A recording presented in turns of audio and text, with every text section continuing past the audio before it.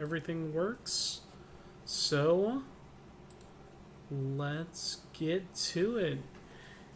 Hey everybody, welcome to the Shallow End, where we're gonna talk about the things that we like. Today, I've got Adam with me. How you doing, Adam? Doing all right. How about you, Dish? Doing okay. I picked up uh, Arkham Asylum. I picked up all the Batman Arkham games for in a bundle on Steam, and I've been playing through Asylum, and this is my second or third playthrough of it. We used to have it back when it first came out. It's been a trip.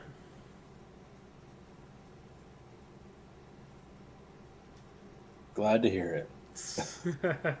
What about you? Doing anything fun? No, not really. I'm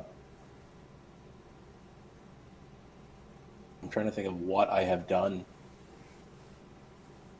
Have you seen The Toys That Made Us on Netflix? No, I have not.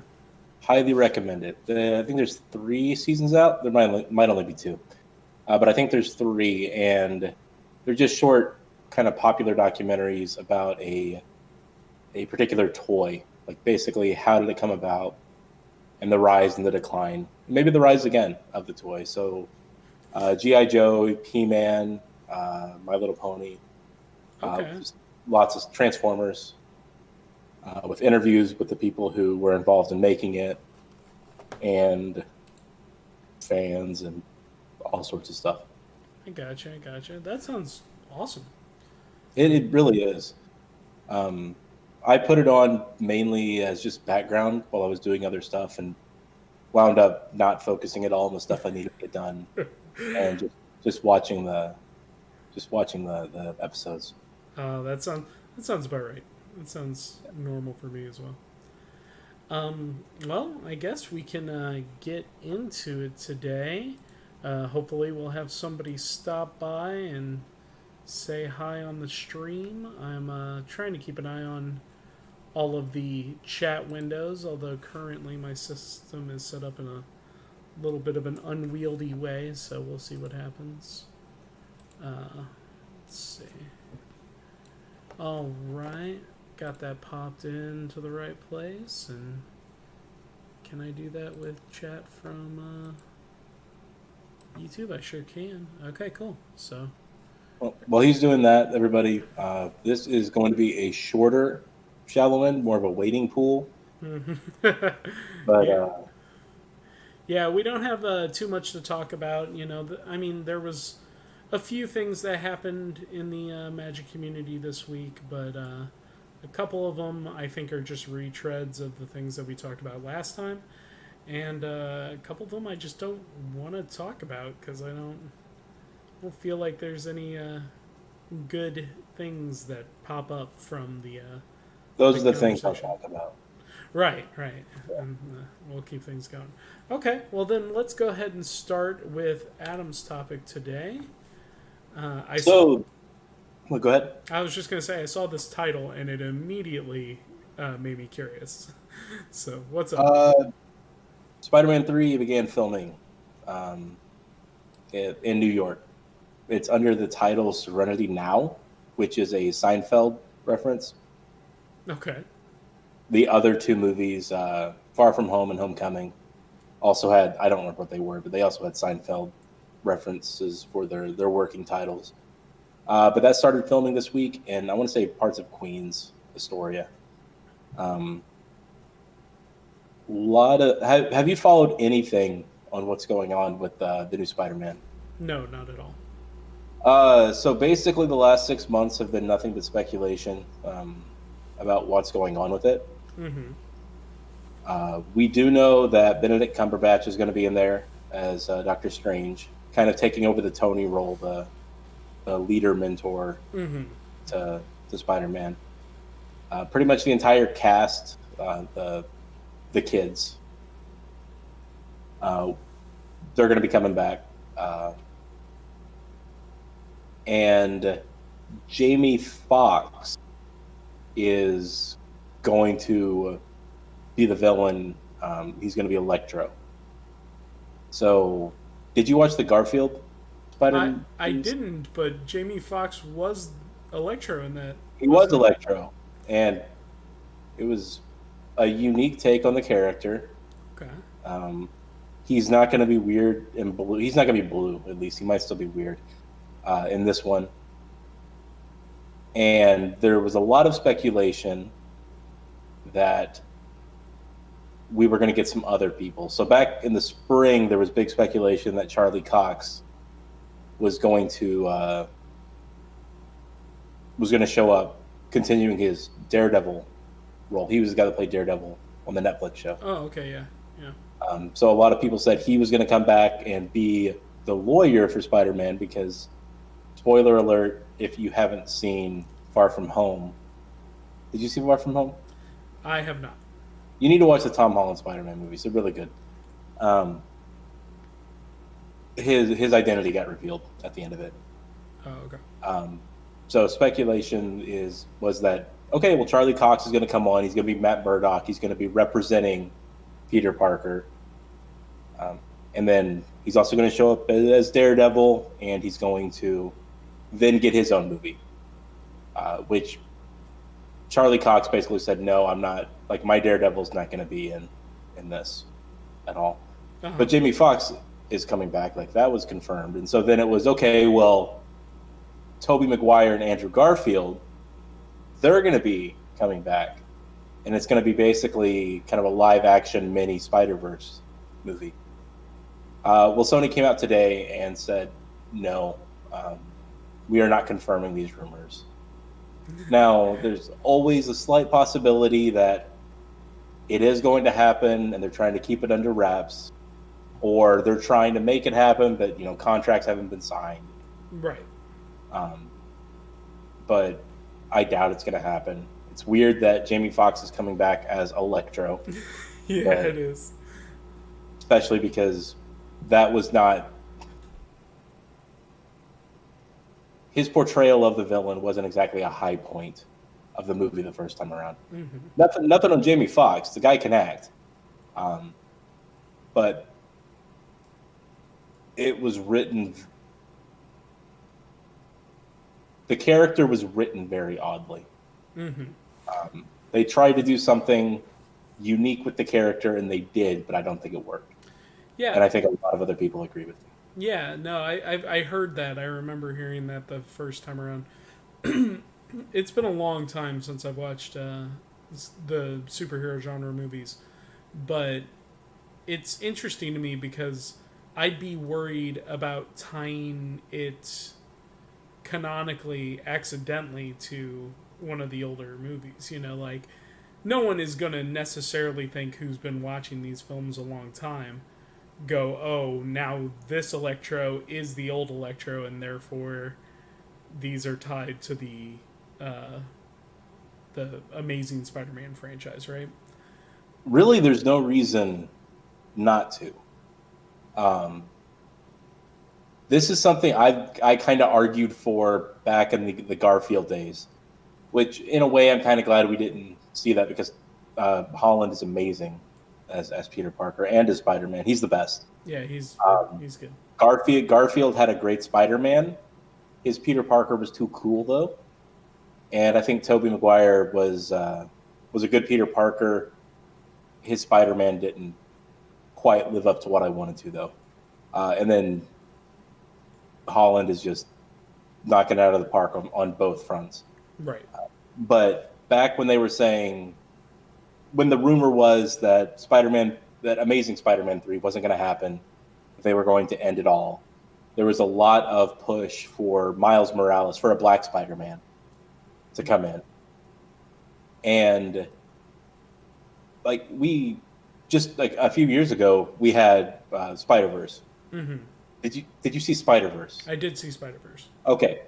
Phenomenal. Yeah, very cool. And basically, before that movie ever got announced, the idea wasn't something new to comics. And I was arguing that's what they should do. If they're going to end the Amazing franchise, make one more Amazing movie, and just have it as a handoff. Okay, yeah. It starts off Andrew Garfield But then you include what they ended up doing with Spider-Verse. You get Tobey Maguire to come back in as the older Spider-Man from the Raimi universe. And you get Miles Morales to come in. I don't even remember if Miles was around back then. I feel like he was. The time has lost all meaning. Yeah. I'm pretty sure Miles was around by then. If you want to do a Black Spider-Man, you have him come in from a different universe. Mm-hmm. And you just it becomes kind of a team up of Spider-Mans, Spider-Men, and then you spin off with him going back and doing his own thing. Yeah. Like that would have been a great way to hand it off. And for comic book audiences, it's not like that would be something weird. Multiple universes, multiple Earths, yeah, for multiple portrayals of the same person. I mean, it's kind of a cornerstone of Marvel comics, of DC Comics to some extent, and they didn't do it. Then Spider-Verse came out, and it's like, oh yeah, people can understand this. It's not that weird. We're already buying that a radioactive spider bite gives a kid perfect vision and spider senses, but yeah, I don't think there's anything wrong with tying it in. Yeah, for sure. Making it a distinct thing. No, and I agree, and I think that, like you said, one of the things Spider-Verse did really well is it introduced the concept of like alternate universe comic book stuff to the movie-going crowds. So where the movie-going crowds may not have been able to go like, well, why is this one different than this one? Like it's just a reboot, right? No, it's like a different alternate take of the character that is completely canonical, but also not. So I know you weren't big into comics growing up, but did you watch like the Spider-Man cartoon? Oh yeah. There was a Spider-Verse, like I think that's how they ended it. Yeah. But there was a Spider-Verse with all sorts of different versions of Spider-Man. You had like the armored Spider-Man. I think you had a Ben Reilly, Scarlet Spider show up, and like that's not something new. That was a kid's cartoon in the '90s. Managed to pull it off. The cartoons that the Disney Channel did, like, managed to pull it off. And honestly, it's kind of insulting that the big studios don't think that the movie-going public, if they're saying that this cartoon aimed towards, I don't know, ages 8 to 13, if this storyline is fine for them, I don't think that it's going to fly for, the PG or the PG-13 movie-going crowd. It's just ridiculous. Sure. Well, I think superhero movies in general kind of blew away what movie producers thought the movie-going crowd would be into. Because if you'd approached this back when Iron Man came out, and you've been talking to a movie producer, and it's like, what if we do multiple movies that are all connected interconnectedly through a universe, but each one is an individual standalone movie that you can go see outside of that, and they'll all end up leading up to these big storylines that are multiple movie extravaganzas. They'd have been like, what are you talking about? Like that? No, there's no way the movie consumers will invest years of their lives into these stories. And they were, I think that's probably the way that conversation would have gone back then, and now it's kind of par for the course, Like, well, we're talking about different things, though. Yeah. The big shared, the Marvel Cinematic Universe. You don't need that to do a Spider-Verse. Right. For sure. Exactly. Yeah. Like, you can just have Spider-Man. Yeah. And then every so often, you can go, okay, this Spider-Man is getting too old, or it's not selling like it wanted to, or we don't know where to go with this with the Tobey Maguire Spider-Man anymore. So we get a new guy. Do you And think? Sorry, just a what? quick tangent. Do you think Tobey Maguire would be up for playing an older Spider-Man in a movie? You think if they came to him and said, "Hey, we're doing this big like sort of live action version of the Spider-Verse, not obviously not cut and dry, but we want you to be the older Peter Parker." Do you think he'd be down for that? I have no idea. I don't know what else that guy's up to. But I don't know. I don't remember seeing him in anything recently, but I also don't like IMDb people very often, so he might be doing voice work, or he might have just retired after Spider-Man for all I know, you know. He did his 3 Spider-Man movies, made his money, and then went to the Poconos somewhere. I know he's done stuff since then, but I don't know. Like some to look at another character that changes faces a lot, Doctor Who. Mm-hmm. Like Eccleston forever has not shown back up because he did his year or two. Was he one season? Do you remember? He was 1 season, and Yeah. it's my favorite season of the newer Doctor Who series. You need to watch. I honestly think they're all great.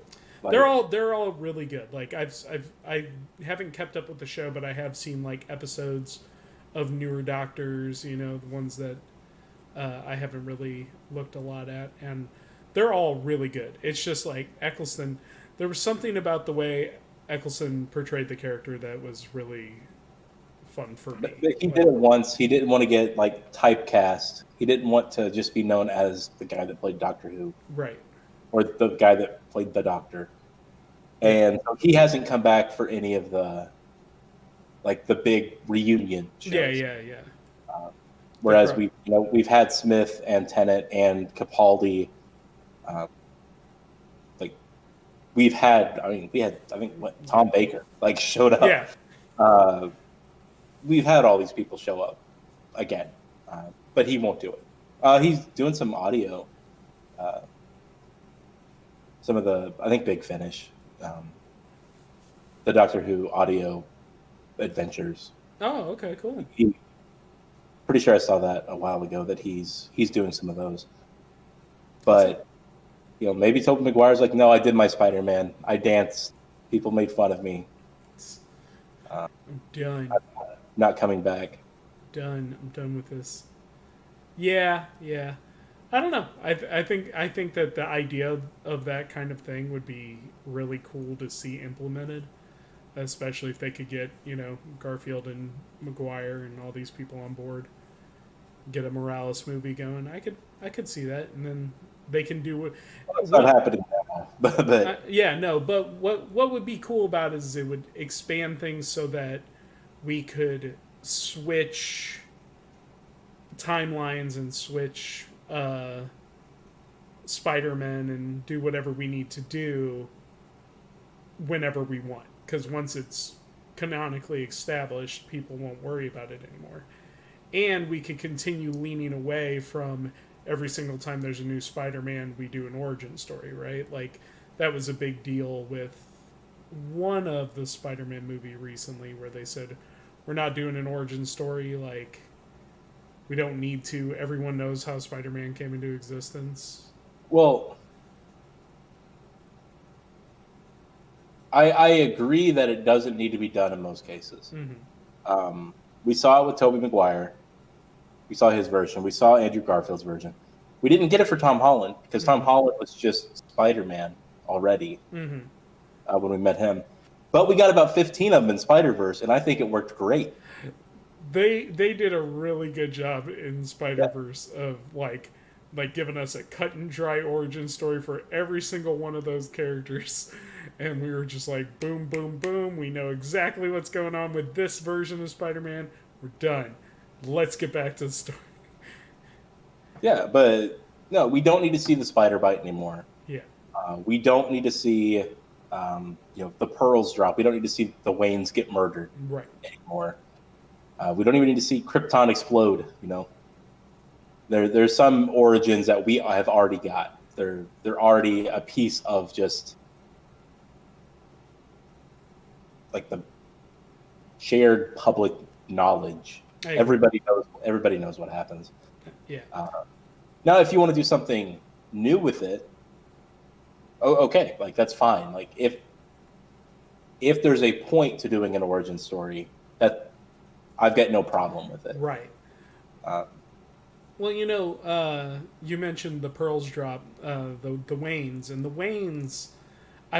Like I said, I've been playing Arkham Asylum again, and they do a really good job of putting that bit into Arkham Asylum, and like, it's like it's true in the back of my mind. I already know like what made Batman be Batman. Like I don't need to see it to know it, but when it's executed as masterfully as it is, like in Arkham Asylum and some of the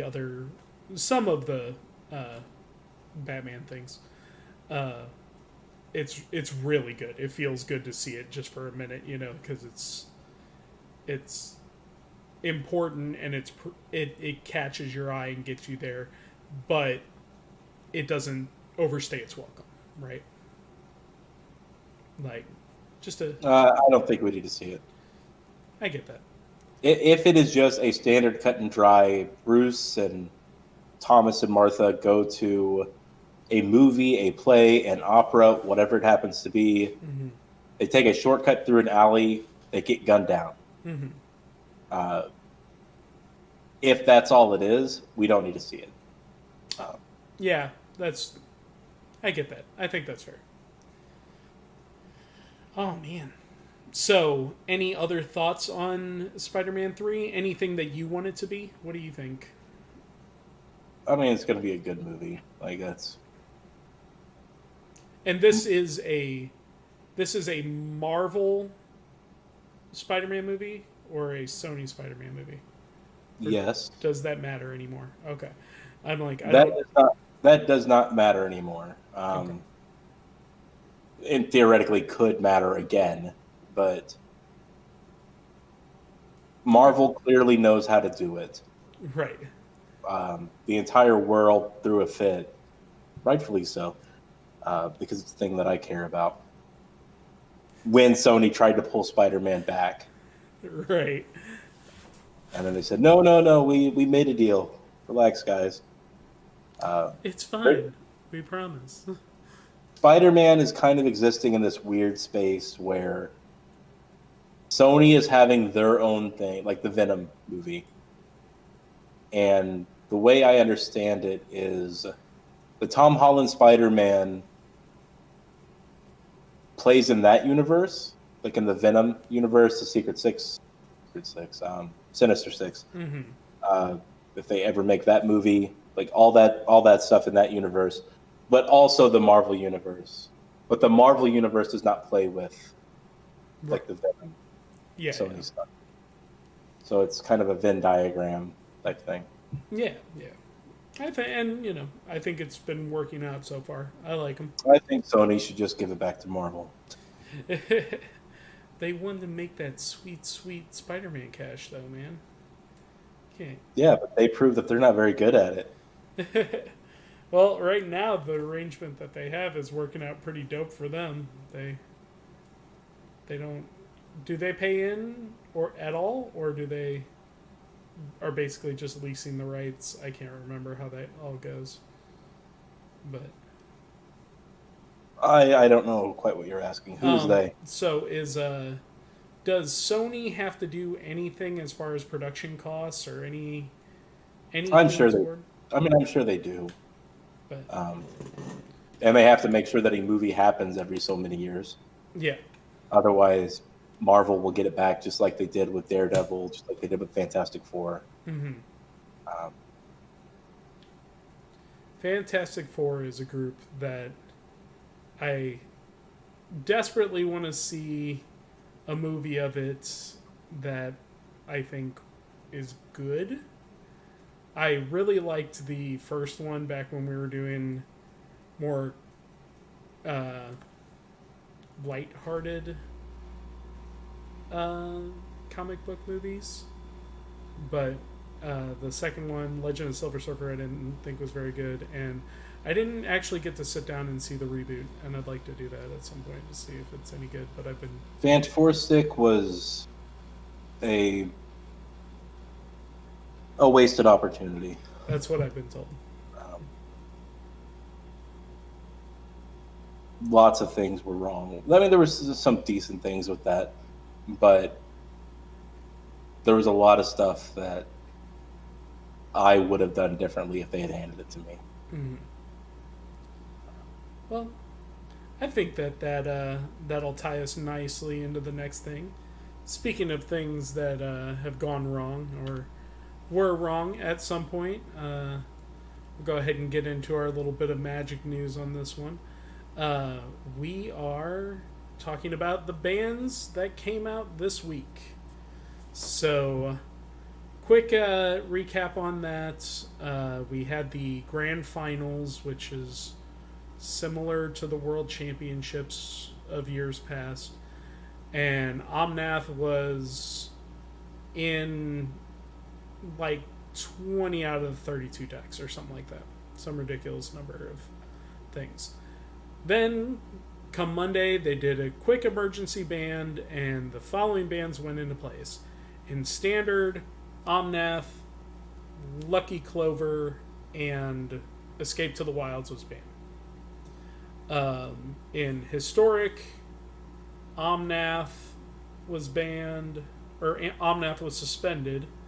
Teferi and another card got moved from suspended to banned permanently, and Burning Tree Shaman got moved off of the suspended list, so it's legal again. And in Brawl, Omnath was banned. So we saw bans for Omnath across every major arena play style. And we saw Escape to the Wilds and Lucky Clover in Standard, essentially. I don't know how much time I want to devote to talking about the Omnath ban and what happened with it. What are your feelings on Omnath being banned? I'm pretty sure I'm on record saying that he should be banned. You are. And now that he is banned, how do you feel? I'm happy. That card was stupid. It was just straight up stupid. It very much is. No, go ahead. Oh, I was just gonna say that it's being banned is not surprising. The card was nuts. The number of advantages it could give you in a single turn were outrageous. Like, I'm not surprised that they banned it at all. No, it should have been banned. Like, it was dominating everything. Yes, you could kill it, but that's all you could do. Yeah.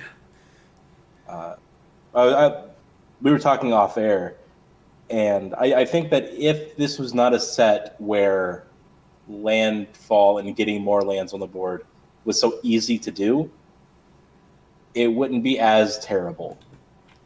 Yeah.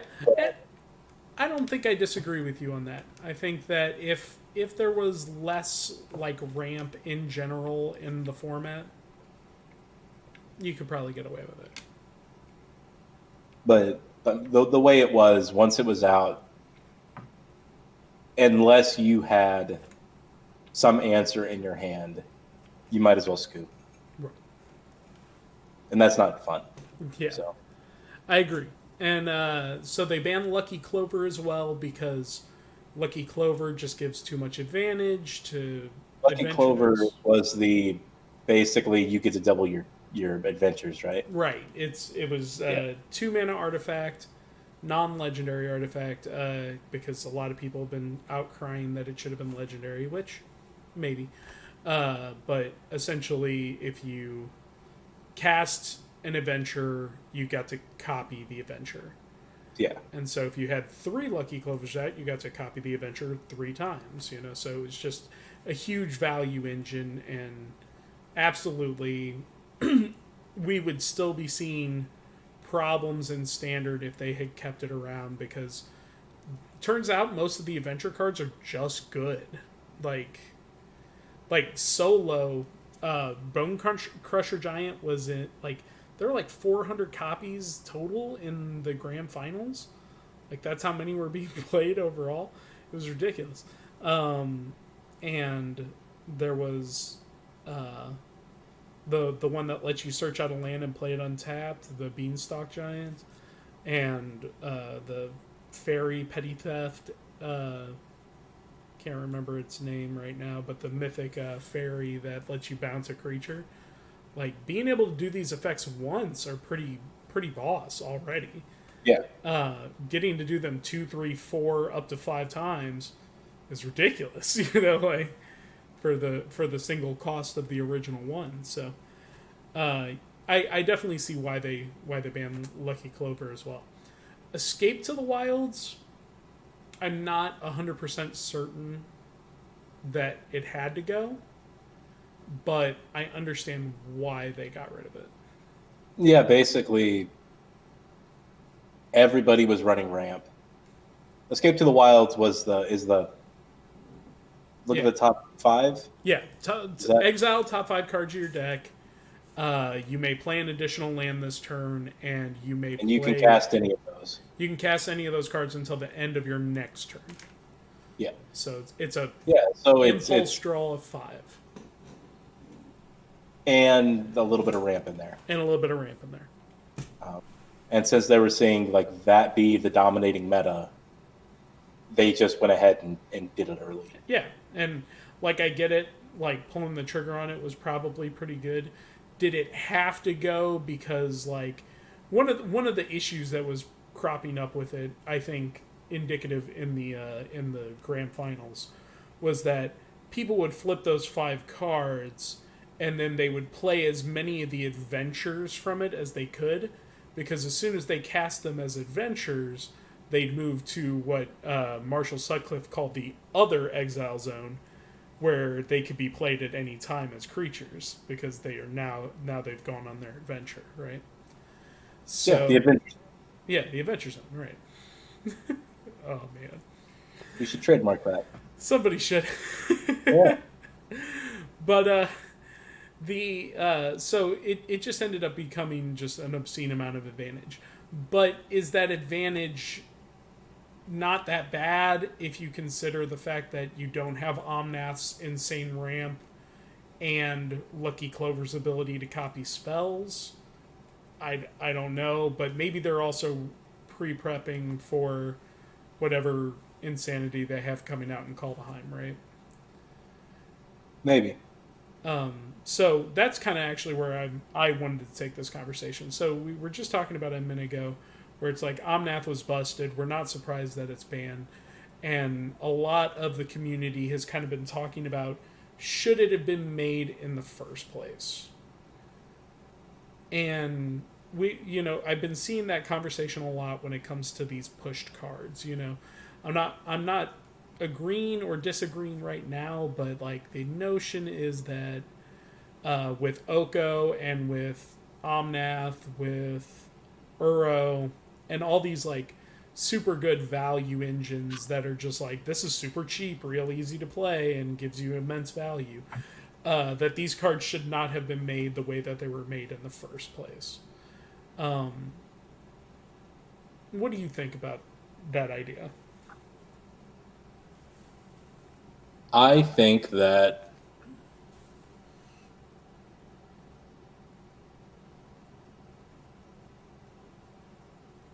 I'm going to say something to upset your audience, Dish. Okay. This isn't my channel. I don't have a channel. You guys ready? Brace yourselves. Yeah. Go for it. Yeah, get ready. Smash that dislike button. Don't do that. That's still interaction, man.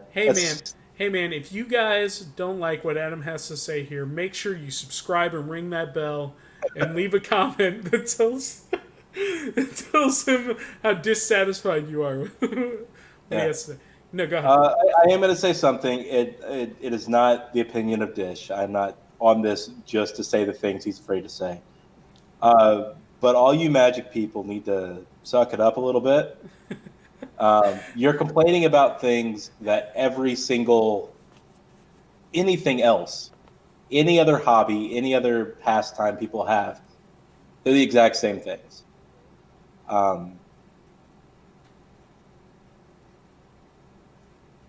Dish, you used to be big into WoW. I don't think you play anymore, but you used to be pretty big into WoW. Yeah.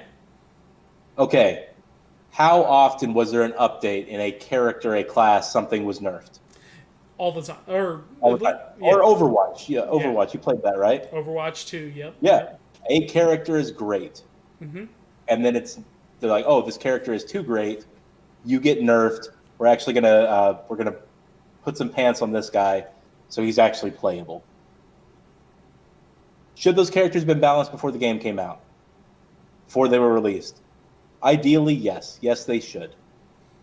Should these cards have been balanced and not pushed out? Ideally, yes. But you have to push the envelope.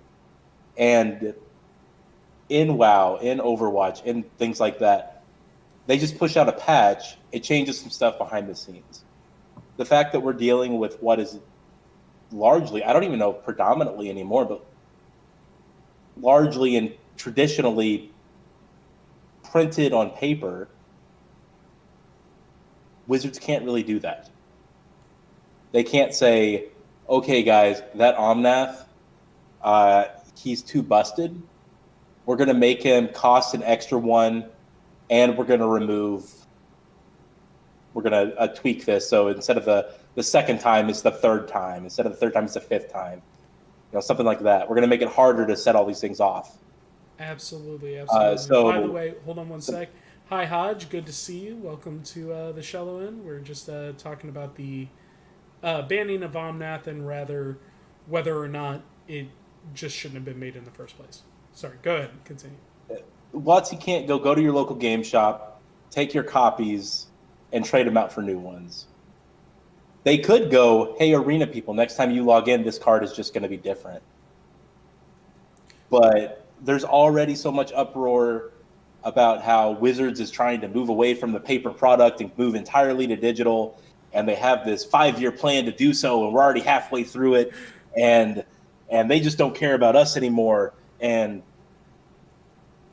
no matter what WotC does, no one's going to be happy about it.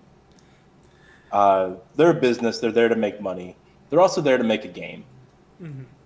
If they're making a game and, like you said, 75% of the decks in the big tournament all ran the same cards.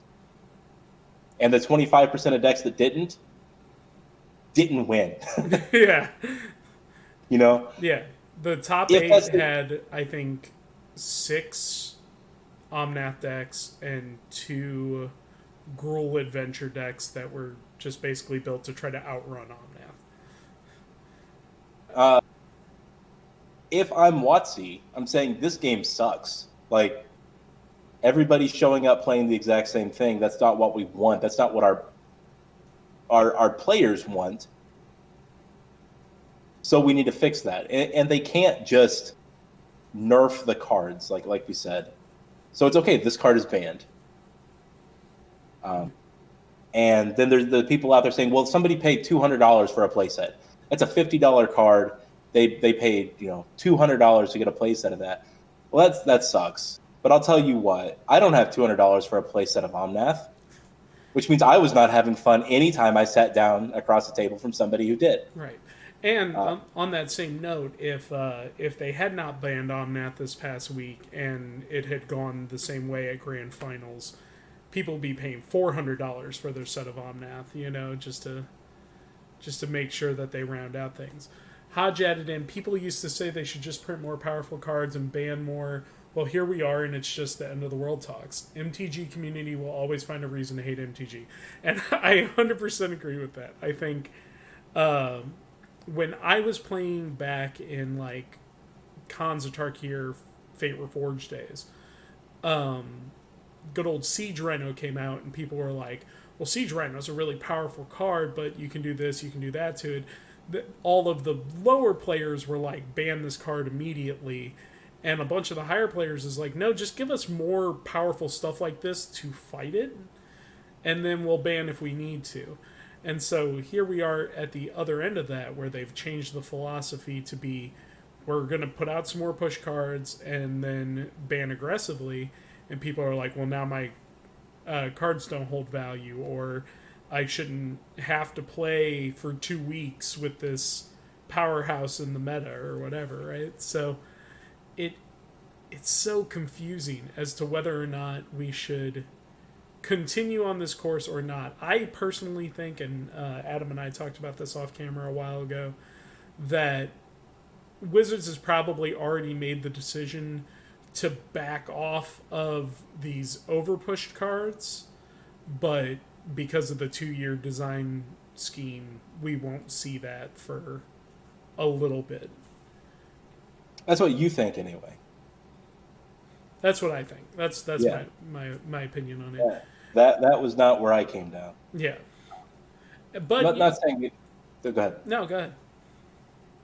I'm not saying that they're not going to do that, but I mean, Omnath, if they're focused on limited players,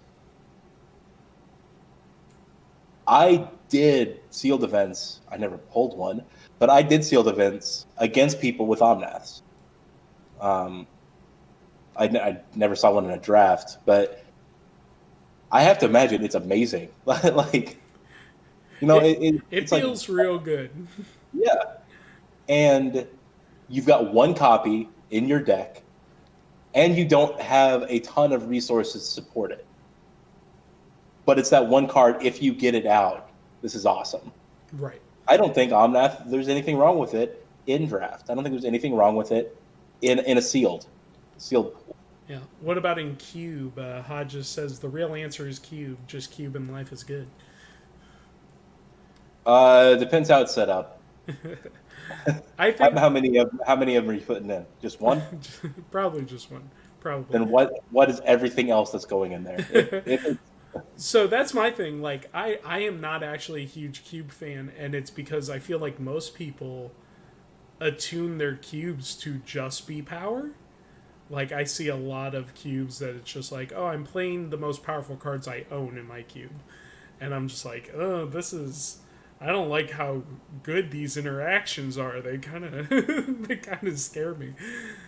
I'm gonna make a cube. It's just going to be pants and badgers. That's it.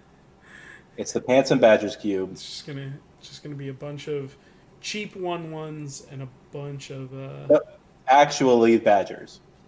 Mhm. Just the badger, just pants, and that's it. Yeah, Hodge says then you complain to them, which is a person and not some corporate like WotC. Much easier. That's true.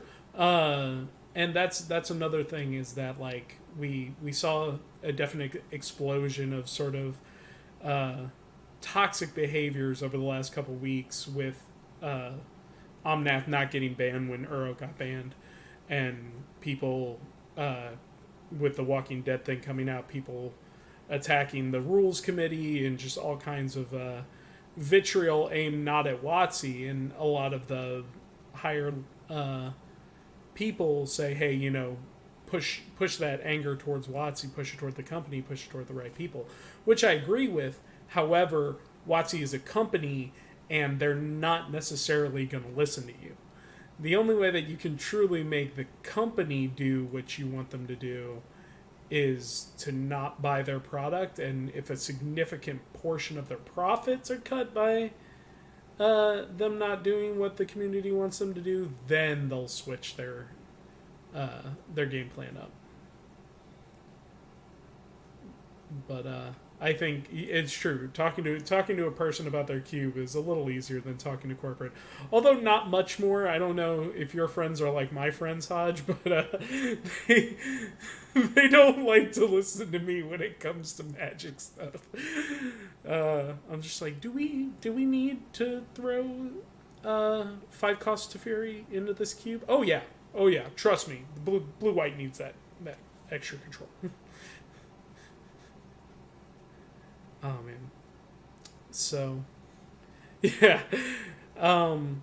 So I don't know. I guess my thoughts on whether or not the card should be pushed at all is that, like, if we took uh, Omnath and made him a 4/3 and took away his ability to draw a card, would his other abilities be as backbreaking as they are? Because putting him at a 3 makes him much easier to kill with What is he, other a spells. 4 now? He's a 4/4 now, yeah. So I don't think it makes him that much easier to kill. it doesn't make There's him that much easier. whole lot to of kill. damage spells out there that are doing 4s and 5s. Bolt's not around. Right. Like, we're not going to make him a 2, so you can't just shock him. Yeah. That argument is one of the ones I hear a lot. Is that's like, lightning bolt's not okay, but Omnath is blah blah blah. But like, He's not. That's why he's banned. That's right. He's not. That's why he's banned, and that's another reason why they haven't reprinted Lightning Bolt. But it's interesting to me to think about how to balance cards and make them a little more palatable while still retaining some kind of power. I think that the adding Wooburg is probably the main problem. Or adding white, blue, red, green is probably the problem with Omnath overall. But the fact that it replaces itself and that it's a 4/4 and it has 2 other effects on it doesn't help. No, it does not. I do prefer cards when their text box end at some point. Like, we've talked about Questing Beasts and Elder Gargaroth and how their text boxes just keep going and going. And those cards are considered good, but not good enough to go up against things like Omnath, which were decimating the format. Right now, have you gotten to play much Standard since the ban happened? No. So I've played enough to do the dailies, but it was just play queue, and I may have done some Standard. But it was literally just, I don't care who wins. Like, oh, you're about to kill me. Well, I'm going to, give you, +1/+1 because I need an extra white spell cast. right, just to get just get that quest done. Fantastic. Yeah, that's pretty much all I've had time for this week. Yeah, well, I got to play some Standard earlier today. Actually, I was playing a version of that Scutate deck that we talked about a couple weeks ago. You play Scute Swarm, you mutate it into something, and then you make a billion copies of it. And I am familiar with losing to that deck. Yeah, it's. I actually think that deck is super duper fun, and like. Not across the table, it's not. I can imagine, but like, I've noticed that a lot of the decks right now are playing enough targeted removal that, I mean, yes, every once in a while I got off the game where it was like turn Scute Swarm into a Auspicious Star Axe and then just slam 26/6 creatures on the board.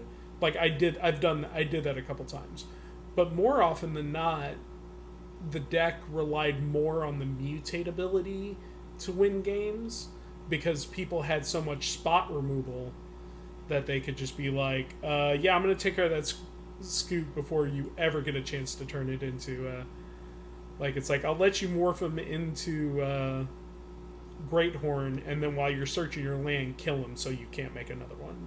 Like, keep it off the board, keep it fair for me on this side of the board.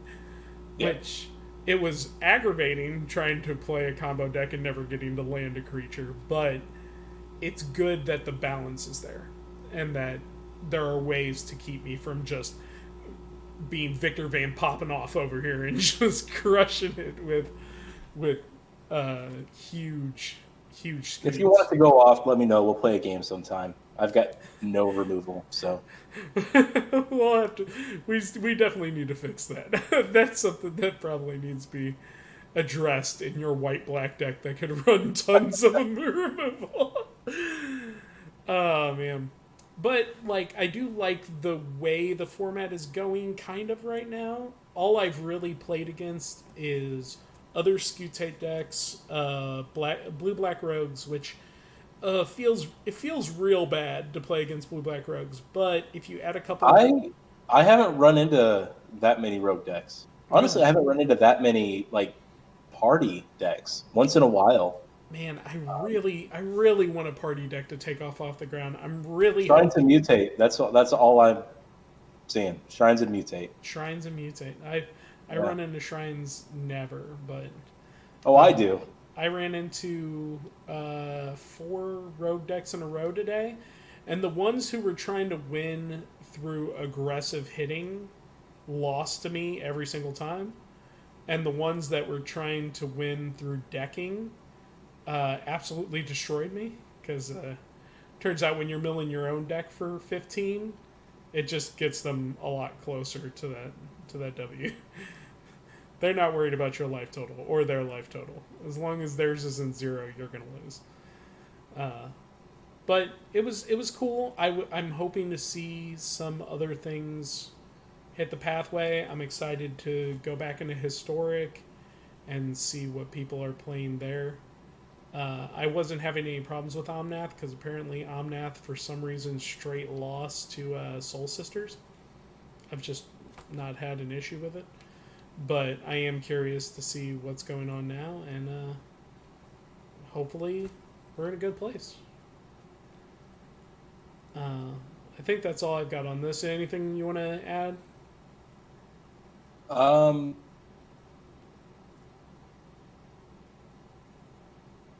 yes, one more thing that again does not reflect the views of this channel. Yeah, Wizards has done some stuff that I would rather they not have done. I'm not a hardcore Magic guy. But cards like Omnath, the Walking Dead stuff, they are not impacting my experience nearly as negatively as every single Magic article, YouTube video, or Reddit post or tweet being entirely negative. Yes, Wizards is a company. They're trying to make money. We all understand that because they're a company that's trying to make money. But you guys are the community, and right now you're making me really glad that Arena doesn't have voice chat. I'm 100% on board with that. Actually, like you said, it's not the values of the channel, but it is really a part of me. Like, I don't I don't get upset about the things that WotC does as a company in an attempt to make money. Sometimes it can be ill-advised or detrimental, and when it is, I take it to the comment section on the Magic channel or send WotC a letter of disappointment. If it ever got too bad for me, I'd probably stop playing, but I'm not worried about it. But what I am worried about is when people just turn so hateful that they're blind to how bad they're being. Hodge Goulash, by the way, loves your take, Adam. He thinks says love that take, and I agree. I think that overall, what we need to do as a community is be willing to support each other in the decisions that make the game continue to be fun. In casual play, that means, just not bringing your tier 1 $400, $500 deck to come play with. When it comes to competitive, that means acknowledging that there will be broken cards and broken decks and being ready to play. Shake hands at the end of the game and remember that it's not your opponent's fault that WotC builds cards that wreck formats. And don't complain that a card is wrecking a format and then complain that the card got taken away. Yes. Try not to switch your position every 4 seconds. The position is just negative. Yeah. Hate is the position. Negative is. I am anti. Anti what? Anti. That's it. Just anti. Yeah. I get it, but you know, I hope one day that our community is a little better about uh, turning its negativity in a constructive direction and using its positivity to build the community around it. That way, maybe we won't have these issues in the future. But not hopeful. I hope it happens, but I'm not hopeful for that day. Like I'm not seeing that coming around the corner. In the meantime, we'll just have to be better ourselves, right? Like keep track of the individual. Hope that everyone else figures their stuff out. Or at least they shut up. I mean, we can always hope for it. All right. I think that is as far as we can go today. We got stuff to do, and I've got work at 5 o'clock in the morning. So, anything you want to add at the end here? Nope. Just stay safe, everybody. Yeah. Cheers to Hodge. Neon Kanagawa happens or whatever. Yeah. We'll give that a discussion next week. We'll see what's up with that as soon as I learn about it.